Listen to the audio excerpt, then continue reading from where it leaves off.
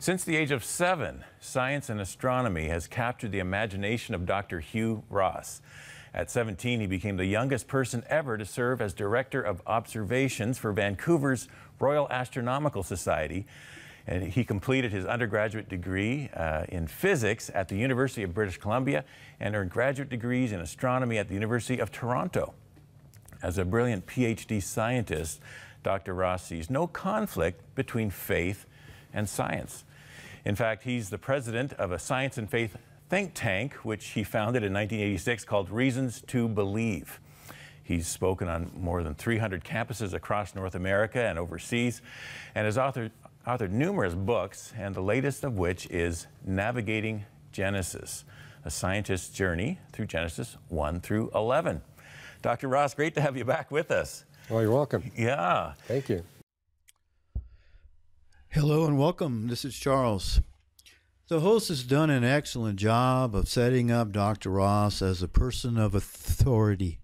However, Dr. Ross's credentials all relate to science and astronomy, not scripture or hermeneutics.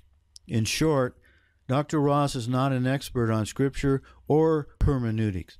Hermeneutics is a theory and methodology of text interpretation, especially the interpretation of biblical text, wisdom literature, and philosophical text. I bring this up because the audience is going to naturally assume Dr. Ross knows what he is talking about. After all, he is articulate, has a PhD, is the author of several books, including the new book he is talking, and is president of Reasons to Believe, the well-known creation science organization. He must know what he is talking about, even when it comes to subject he is not an expert in, right? And therein lies the problem, and therein lies the danger. An argument from authority is also known as an appeal to authority. An appeal to authority relies on an argument in the form of A is an authority on a particular topic.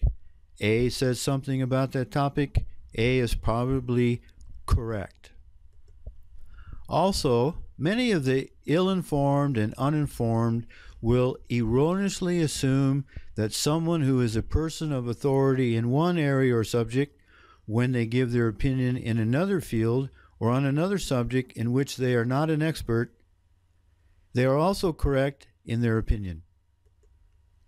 Their opinion may or may not be based upon facts and evidence, but too many have been programmed by the constant exposure to propaganda by the mainstream media to rely on appearances. To rely on appearances and not the facts or the evidence, because they themselves never check the facts or the evidence. Fallacious examples of using the appeal include any appeal to authority used in the context of logical reasoning, and appealing to the position of authority or authorities to dismiss evidence. These authorities can come to the wrong judgment through error, bias, dishonesty, or falling prey to groupthink.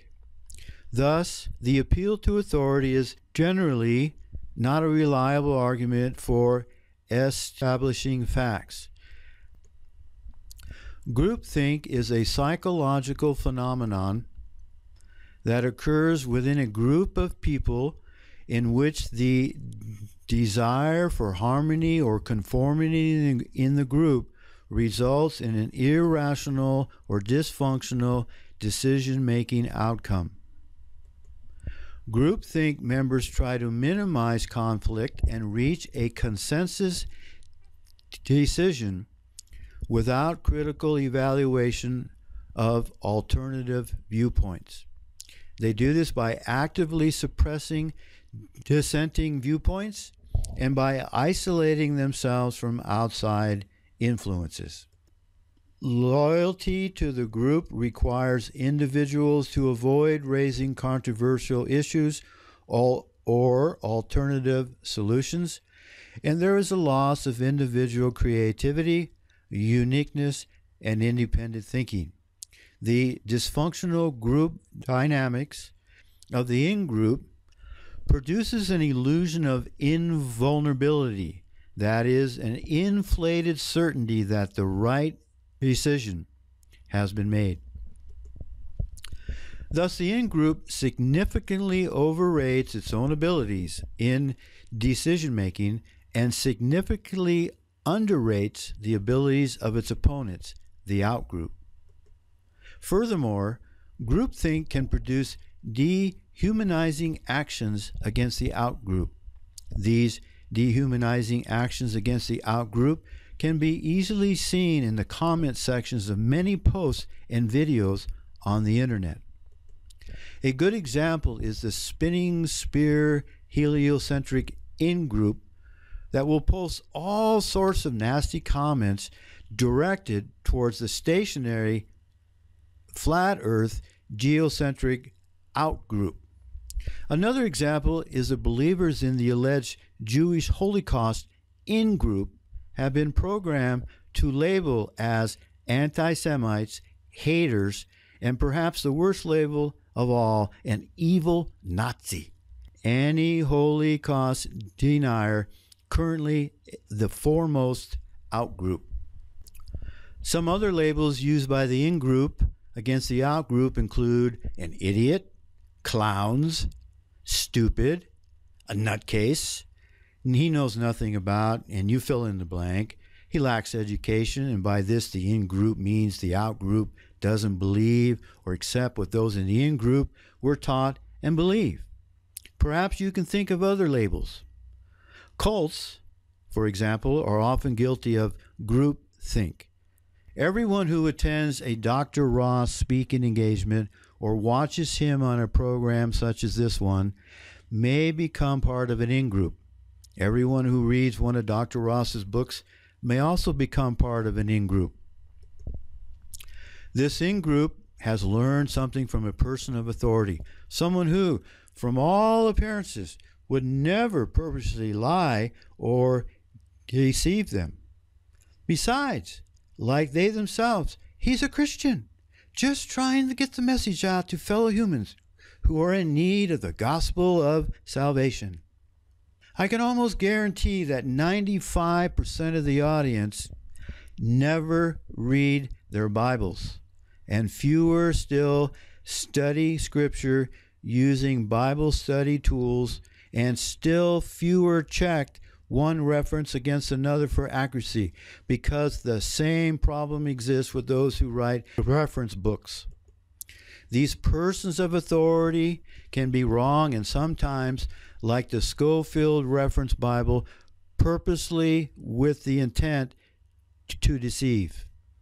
Dr. Ross is going to make a statement about the book of Romans, which is gross error, and unless one knows what to look for, he will miss it. I knew what to look for, and that is why I was able to catch it. See if you can too. Although the same scripture Dr. Ross quotes so well warns them to beware of wolves in sheep's clothing, they would never, ever suspect Dr. Ross of being a wolf now, would they? Beware of false prophets who come to you in sheep's clothing, but inwardly they are ravening wolves. Right off the top, I'm just going to acknowledge that there are different schools of thought, as you well know, on how to interpret Genesis and the creation accounts, and sometimes the debates get rather animated, and it's important to realize, though, that people can hold differing views, and we've had guests on 100 Huntley Street who have different views and interpretations than yours, but it's not something that our salvation hinges on, correct? That's correct. This is not a salvation issue like when God created the earth or the universe. I do think it's important that we realize that all of humanity is descended from one man and one woman. That's a crucial doctrine that we see in the book of Romans. So we do hold to the view that the humanity is recent, and all of us are the result of the special creation of two people, Adam and Eve. So we do hold to the view that humanity is recent, and all of us are the result of the special creation of two people, Adam and Eve. The point I want to emphasize in this video is that the host introduces Ross as having a background in science and astrophysics, but once they sit down to talk, the first question Ross is asked has nothing to do with science, but everything about salvation. Ross then answers the question posed by saying, I do think it is important that we realize that all of humanity is descended from one man and one woman. That is a crucial doctrine. That is a crucial teaching that we see in the book of Romans. We do hold to the view that humanity is recent and that all of us are the result of the special creation from two people, Adam and Eve. This is an absolutely false teaching. I will give my reasons for my thinking why this is so and why I think Dr. Ross has an agenda in my next. Let's welcome Dr. Hugh Ross back to the stage. Dr. Ross. Regarding the Tower of Babel, do you see this as a supernatural event resulting in the different races and/or languages instantaneously, or do you understand it more as a natural event where the races and languages diverged over a period of time? Well, we have in the Bible the declaration that humanity was in one place. And it was God's intent all along as he spoke to Adam and Eve, multiply and fill the earth. They didn't do it. What we see in Genesis 11, God had to forcibly scatter humanity over the face of the earth. And we actually have DNA evidence that tells us that, yes, humanity started off in one locale, and there was a period of very aggressive migration. The DNA evidence even shows us the migration routes, whereby humanity went out of the Middle East, down the south shore of Asia, into Japan and China, and then along the west coast of North and South America to populate North and South America, Australia, etc. So we now know that the Bible's historical account got it right. But also the DNA evidence tells us as humanity went from one locale out to these different locales, they began to, let me give you an example. You go to Africa, and it was Livingstone that discovered this. He went into the jungles of the Congo and discovered there was a tribe of pygmies where the average height was 3.5 feet, living just a few miles from a tribe of giants where they were 7 feet tall. They would not intermarry, and therefore they began to develop DNA differences. And this is what we saw in the migration, that the simple migration was enough to establish the racial differences. And people exaggerate this. The truth is, the Bantus and the Zulus living in South Africa have greater genetic differences than the Asians and the whites and the Indians elsewhere in the world. And so we make a big deal about color difference. Yeah. But there really isn't that much differentiation in the DNA that's manifested by all the races. So you really don't need a direct supernatural intervention to get the racial distinctives. We're not that different. And by the way, racial distinctives are rapidly disappearing as now the races are beginning to intermarry. That's so true. And it's crucial to remember that people pay more attention to your demeanor than they do your evidence. That's right. And it's crucial to remember that people pay more attention to your demeanor than they do your evidence. Everything